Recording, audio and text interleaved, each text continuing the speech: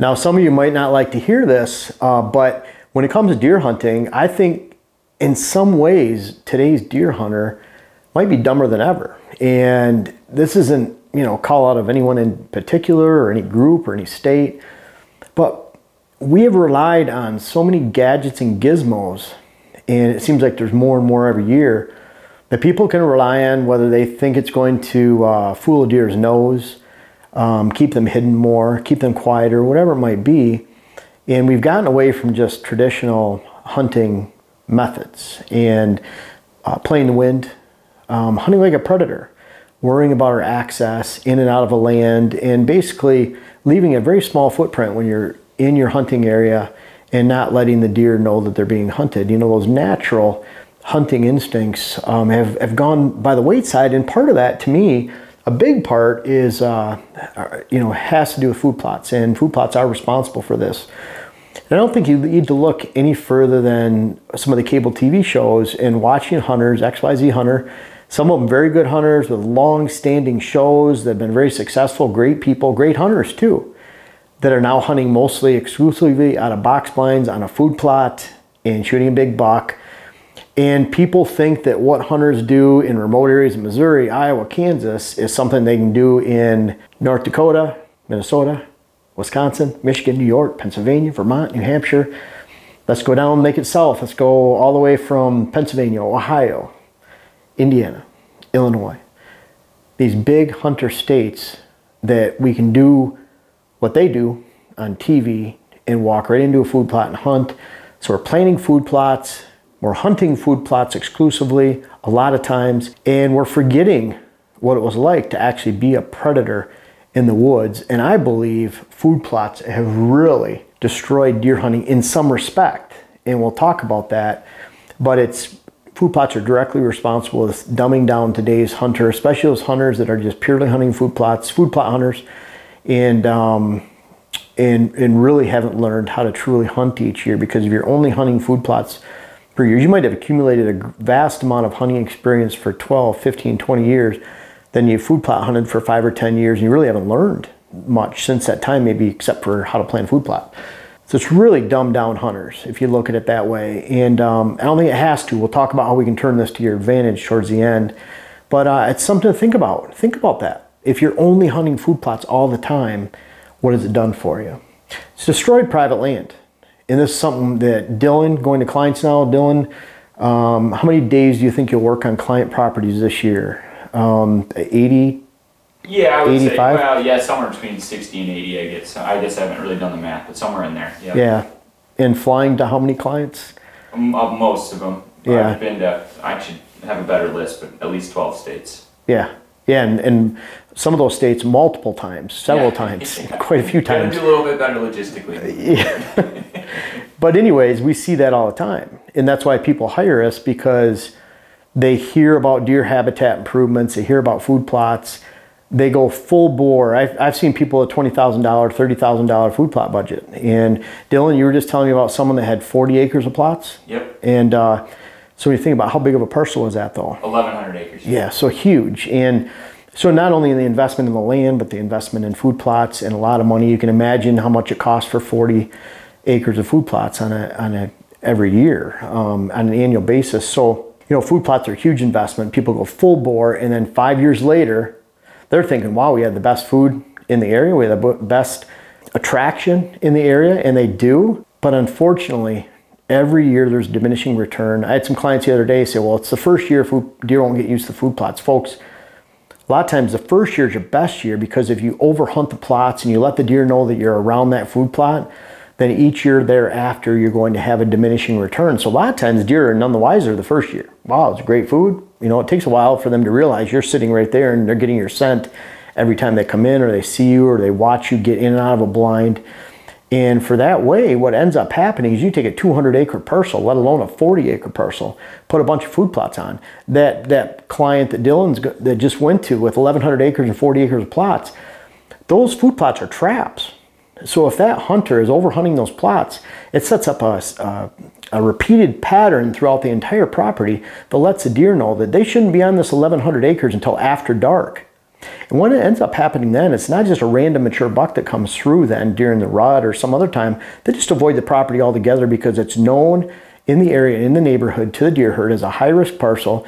And while does and fawns and young bucks are great deceivers, they let you think everything's okay. They stand up and watch you drive an ATV by going to your food plot, and you look at them and say, wow, there's a lot of deer here. It's like a zoo. You take people out there, it's like a zoo. There's deer everywhere, but not mature bucks. And not only do they avoid it during the daylight, after years pass, they just avoid the land altogether. So even your nocturnal buck pictures are diminished or reduced or just all out, completely eliminated, because it gets a reputation in the area. And so all these dollars you're spending on land and food plot and tractors and equipment actually has the reverse effect from what you intended for being the actual herd influencer in the area. And I see people say we're managing deer. Managing deer because we're creating great habitat, we're planting food plots, and we have great management ideas because we're going to pass on young bucks. But really they're managing nothing because they're creating a nocturnal herd. And in that way, again, it goes back to it's destroying private land because we're dumbing down hunters, and the process of hunting, the deer are educated to a much higher level because of those improvements, and food plots are the largest single source of that education process when it comes to deer. And we're allowing deer to pattern us a lot easier than we can pattern them. So it's so easy, folks, to destroy a private land with food plots because you're creating this giant level of attraction to attract deer in. You educate them that you're hunting them, driving through food plots, sitting on a blind in the food plot or on the edge where you can't hide, getting in and out. You educate the deer herd, and that food plot became a huge detriment because the health of the herd's not being affected in any way, especially in the north half of the country. When we're talking the arid Southwest, great, those food plots offer a benefit during the fall, and especially during the summertime, even when it's drought and there's no green during the summertime in areas of the arid Southwest. But when you get up in the north, those food plots, don't fool yourself, there's 5 times more food than deer need. And if you're completing this pattern, you can't even go back and say, well, I did something good for the deer herd, they're eating all the food. Well, folks, if you're actually destroying your land and your ability to be a herd influencer, then you're not doing anything good, because food is not the lowest hole in the bucket when it comes to the deer's needs, except for the middle of the winter or the middle of the hunting season. If they're not hitting your land during the daylight, then it's all for naught. Lowering herd quality. If you're educating deer, does and fawns, young bucks will stick around. Again, they're the great deceivers. But what ends up happening is buck age structure suffers, and I've seen this large property in Minnesota, over 500 acres. They shot several Boone and Crockett's, actually a dozen or more, over a 15-year period leading up to when they started planting food plots for 10 years. So I'm there 25 years later after they shot their first Boone and Crockett. They put a lot of food plots on the property. They attract deer from the local public land and swamps around them. They repel them because they go in with ATVs. They sit on the blinds, sit on the food plots in a blind. They spook deer. Now the deer get repelled. They go to other properties around where there's a lot of neighbors, and they get shot as young bucks. So what you're doing with the food plots in that case, you attract them to the land, you repel them, they go somewhere else during the daylight, and they get shot before they ever mature. And the overall age structure in the entire area can suffer because of one property owner's big food plots. That property that Dylan was on, 1,100 acres, 40 acres of plots. If that person destroys that land by going in and out, hunting poorly, and spooking those deer, then those bucks that would be attracted to that property are going to be repelled. They're going to be killed somewhere else, probably before that landowner, with all that investment, before he would have actually shot them. You're lowering the potential buck age structure. And if you're doing that, you have fewer bucks, so that means your sex ratios are going to be poor. And then finally, you're going to have a property that's largely does, fawns, and young bucks, so you can increase your doe herd astronomically on a property like that, where you're repelling deer and attracting, repelling. Those does and fawns will stick around, those bucks will leave, and a lot of times they're dying young. Those are the 3 founding biological principles of QDM. What's interesting, a lot of QDM folks work on the habitat the most, plant food plots. I'm a life member of the QDMA.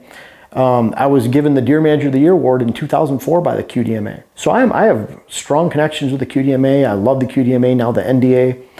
But it's interesting, a lot of people think they're doing a lot of good by completing a lot of projects. It costs a lot of money, and you can't buy quality when it comes to promoting a deer herd because you have to hunt it well. So what's happening is QDM advocates are actually worse off on their property because they're putting so much time, money, and effort into their land, because they're creating that attract repel condition because of the food plots. Because when you're working on your habitat, just working on habitat improvements, working on TSI, planting shrubs, planting actual habitat besides food plots, you're creating an attraction, but mature bucks get gravitated towards high quality food. So if you don't have that high quality food, you can do all you want to the habitat, deer won't be there. I call it dead habitat or dead acres. Every acre has to be supported by some type of food plot within a quarter mile, 200 yards, 300 yards, whatever that might be, on private land. And that's why on public land, you know, a lot of those best QDM properties are on public land. They have remote areas where deer can get away. The numbers are thinned out, so there's good sex ratios. People will shoot does. They're shooting enough does. You're not building too many does because you don't have this giant food source in one location. So in that area, you hunt clear cuts, remote stands of acorns or apple trees, and you can have a great hunt, even a QDM herd, even a quality herd. So food plots, dumbing down hunters, destroying private land, lowering herd quality, all goes back to that dumbing down hunters. But finally, there's a huge reward associated with food plots. I love food plots. I have 18 acres in 2 states right now. They were the foundation of producing everything that we did in 2020 on our Minnesota land. That's what allowed us to have an actual fall herd, a fall quality herd, because we attracted deer during the daylight hours. We didn't spook them, and we allowed that condition to repeat. No different than finding a clear cut on public land that's remote. You're the only one hunting it, or with sharing it with just a handful of people. And those deer are attracted to that quality food source all season long, and you don't spook them off that food source. The problem is, even a situation like that on public land, if someone has a great food plot program like the 1,100 acres and 40 acres of plots, which is the exception, that's huge. But if they're located 2 miles away, those people on public land probably aren't going to see anything, no matter how quality that habitat is, because they're over there in those food plots.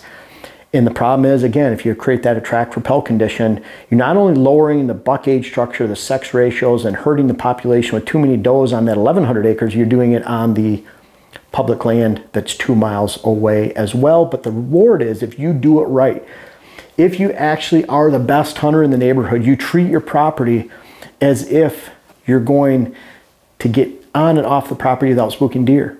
You could take advantage of all those people planting food plots and hunting them poorly in your neighborhood because you're the only one doing it right. The deer will gravitate to that, especially the mature bucks. There's very few mature buck parcels in the area, less than 5%. I want you to be a 5% hunter, where you're hunting that 5% of all habitat in the area that holds those mature bucks. Mature bucks are everywhere during the summer. They're on quality food sources, they're moving around, but they really herd up and are attracted during the daylight. Their daylight movements are very short. Their nighttime movements are 95% of their movements. So they're going to move 3 mile home range, just a fraction of that, a small portion of that, 5% of that's during the daylight. They're only moving 200 to 400 yards the entire season for the most part. They move the rest at night. You don't want to be that property where they move to at night or ignore altogether. You want to be that one during the daylight.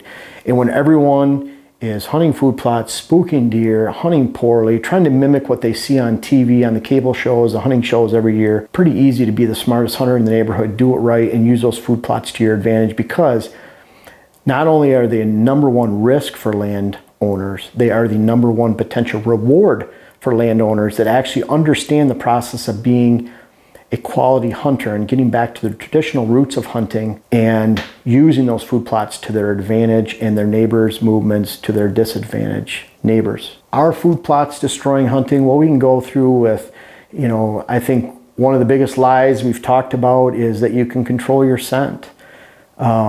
Using ATVs to get on and off land. People say, well, they're not spooking deer. There's a lot of things that go back to, I really want you to look at it as, again, we made a video about this even, you can look it up, but if deer had guns, how would you hunt different? And I mean that, just to let you think about that. Obviously, some of us wouldn't hunt. But the bottom line is, how would you approach a stand different? If deer were on a food plot and they had guns while you're sneaking up to them, how would you hunt different? If you're going into a bedding area, near a bedding area during the middle of the day, how would you hunt different? Would you use quieter stands? Would you be a lot more stealthy? Would you use quieter gear? Would you sit like a predator and just slowly pull back? Or would you move all the way around the tree trying to get a shot? You'd hunt a lot different. if the deer had guns. And I want you to think about that as it relates to food plots and the potential for food plots to destroy your land. They really are dumbing down today's hunter. There's a lot of other actual gimmicks, gadgets, gizmos, products in the hunting industry that are doing the same, giving hunters a false sense of security when it actually comes to creating a great herd or a great hunt. And you can't have one without the other. You can't say, well, I'm spending as much as I can and putting a lot of dollars into the property, so I'm going to have a great hunt. Obviously, actually, it's the opposite. A lot of times, the more money you spend, the more you have to actually manage that level of attraction and risk that's associated with having those attractions on your property. I strongly encourage you to have food plots, because if you don't, if you look at it like, wow, it's too much of a risk, I'm just going to work on my TSI, someone 2 miles away is going to do it right, and you're not going to see any deer. And so you really need to, on private land, everything relates back to food, unpressured food sources. Of course, different food sources on public land, but the exact same concept. You can't destroy those food sources on public land, or they'll repel deer during the night. A lot of times you can hunt public land. I like when they're putting food plots on public land, because everyone hunts them. You hunt a mile back, 3/4 mile back, in some funnel somewhere in some swamp, you're probably going to see a lot of deer because of those food plots, but those people hunting and overhunting the food plots on public land aren't going to see much in and around those food plots. Be the smartest hunter in the deer woods, in the neighborhood, and you could take advantage of the outstanding and best reward that food plots have to offer on private land. You can even mimic that on public land and whatever food sources are out there. Manage those food sources, manage the level of attraction, and you're not only going to have a great herd that you can watch this fall, but a great hunt, because you can't have a great hunt without a great herd. Use that combination to your advantage this fall. And I look forward to hearing your comments down below. And if you haven't subscribed to the channel, please do so. I appreciate it. Have a great hunt. Well, I'm real excited, folks. I appreciate you watching this video, but my next web class, how to plant food plots, how to design your food plot program, is out. And it really goes through a step-by-step process for not only how to plant your food plots, but why you should plant them, where you should plant them, what you should plant, how you should create them. There's a lot of different modules. Ends up about 30 videos altogether. I urge you to check that out.